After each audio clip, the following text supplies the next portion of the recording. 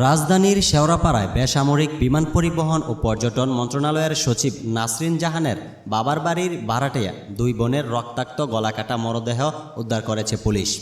নিহতরা হলেন মোসাম্মদ মরিয়ম ওরফে বেবি ও সুফিয়া বেগম। শুক্রবার রাতে মেট্রো স্টেশনে সংলগ্ন পশ্চিম শেওড়াপাড়ার 649 নম্বর বাড়ির দ্বিতীয় তলার BA ফ্ল্যাট থেকে তাদের মরদেহ উদ্ধার করা হয়। পুলিশ জানায়, নিহত মরিয়মের মেয়ে নুসরাত জাহান ফ্ল্যাটের দরজা বাইরে থেকে তালাবদ্ধ অবস্থায় পান। তিনি দরজা খুলে ভেতরে ঢুকে মা ও খালার রক্তাক্ত মরদেহ দেখতে পান। পরে জাতীয় জরুরি সেবা 999-এ ফোন করে বিষয়টি জানান। খবর পেয়ে মিরপুর মডেল থানা পুলিশ ঘটনাস্থলে গিয়ে মরদেহ দুটি উদ্ধার করে। ডিএমপির মিরপুর জোনের সহকারী কমিশনার মোহাম্মদ মিজানুর রহমান বলেন, দুই নারীর শরীরে ধারালো অস্ত্রের আঘাতের চিহ্ন রয়েছে।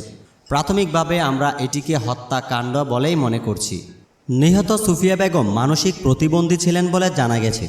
মরিয়মের স্বামীর নাম কাজী আলাউদ্দিন। দুই বোন দীর্ঘ 20 বছর ধরে বিমান সচিবের বাবার বাড়িতেই ভাড়া থেকে আসছিলেন। পুলিশ বলছে, হত্যাকাণ্ডের আলামত সংগ্রহ করেছে সিআইডির ক্রাইম সিন ইউনিট। পুরো ঘটনা উদ্ঘাটনে কাজ করছে তদন্তকারী সংস্থাগুলো।